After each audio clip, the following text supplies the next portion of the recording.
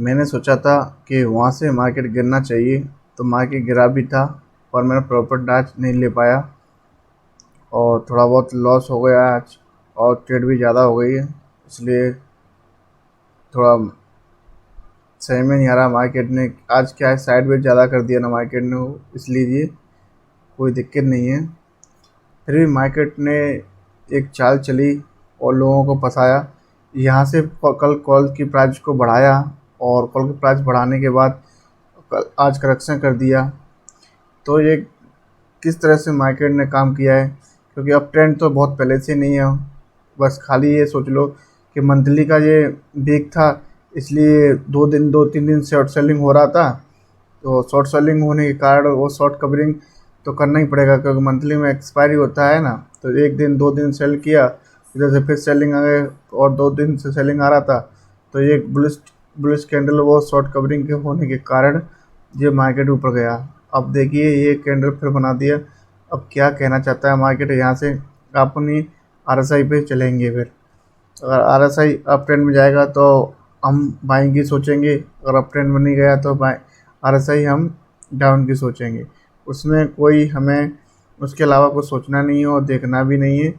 और देखिए कल जब बुलिश कैंडल चली तब आपने देखा हुआ आरएसआई यहाँ से जब ट्रेंड ही स्टार्ट नहीं हुआ उससे पहले ही आप देख लीजिए, 2 कैंडल इधर सेलिंग आ रहा था, फिर भी सेलिंग नहीं आई।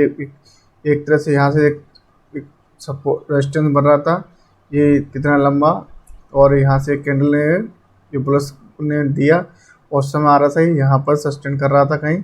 तो ऐसे बाद में ब्रेक किया है वो, पर छोटे टाइम फ्रेम आप देखोगे तो आपको क्लियर दिख जाएगा। तो जैसे ही ब्रेक जो बार बार ये बाइंग कैंडल से टाइम में बढ़ रहा था, एक अप ट्रेंड मिला। अगर फिर भी आप आरएसआई को यहाँ पर आइडेंटिफाई कर रहे होंगे तो ऊपर अप जाएगा कि नहीं जाएगा, तो आप छोटे टाइम फ्रेम में जाके उसको एनालिसिस कर सकते थे। तो आप 5 मिनट आप अपने लिए बहुत, 5 मिनट 10 मिनट अपने लिए इम्पोर्टेंट पार्ट्स रहते हैं मार्केट का, वही अपने लिए फैक्टर है, 5 मिनट 10 मिनट।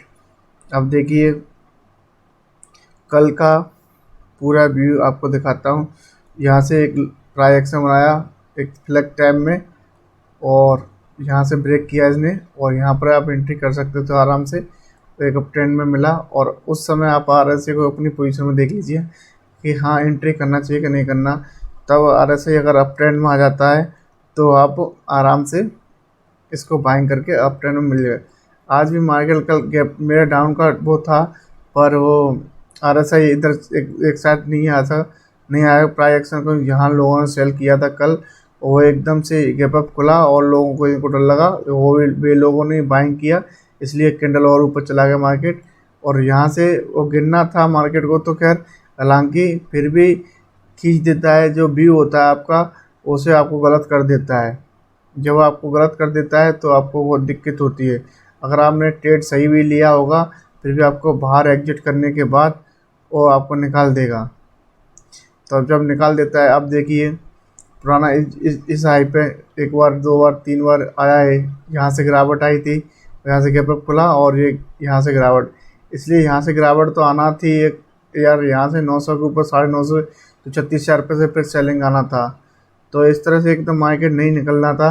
देखिए एक लंबी रैली हो गया था यहाँ से, फिर भी लोगों ने प्रॉफिट नहीं ले पाया, क्योंकि एक्सपायरी नज़दीक है कल, तो प्राइस डी की हो रही थी। इसलिए अगर आपने थोड़ा सा भी सावधानी नहीं बरती तो उसमें भी एक ये 2 ही कैंडल रिटर्न दिया, और रिटर्न देने के बाद फिर तो एक साइडवेज रहा है मार्केट पूरा। अब देखिए कल का क्या होने वाला है। अब कल के व्यू में आपको देखते हैं।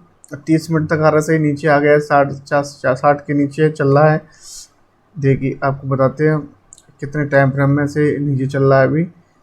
तो हवल्ली में भी नीचे आ गया और ये किस तरह से साइडवेज मार्केट हो गया पूरा। अगर 35,500 कल टूटता है तो और नीचे आने के चांसेस है फिर से, क्योंकि अप ट्रेंड में मार्केट का व्यू नहीं है, ऐसे ही ज़बरदस्ती खींच रहा है। अगर 35,500 नहीं टूटेगा तो एक बार बुलिश ट्रेंड जा सकता है। और मैं सोच रहा हूँ कल एक बार इधर का हाई बनाए और वहाँ से फिर टूटे मार्केट में तो मज़ा आ जाएगा।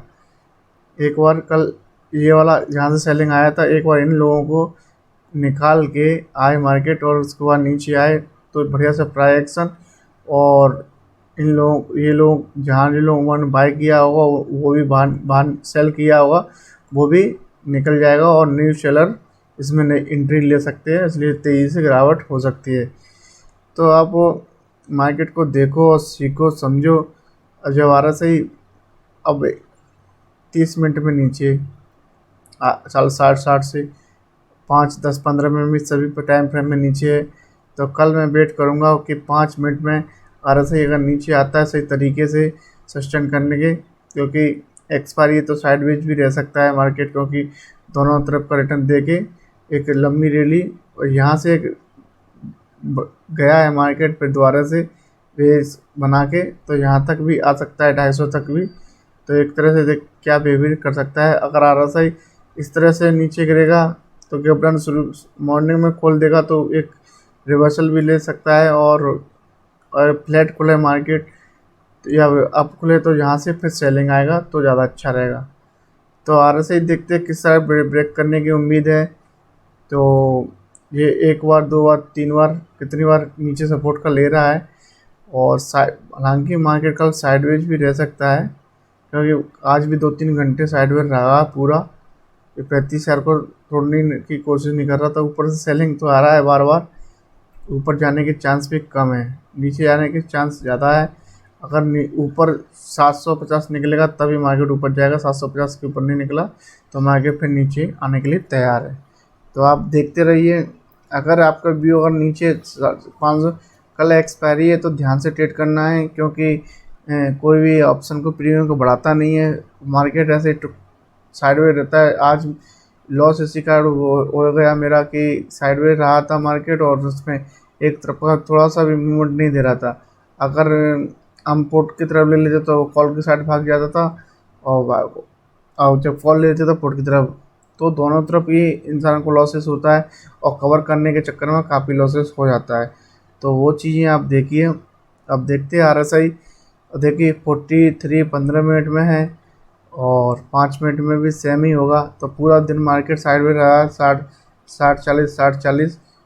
जब तब एक 60 तो गया भी नहीं है, यहाँ पर गया तो 60 23, तो वो 23 गिरावट में आज 40 तक आकर रुका पे देखिए।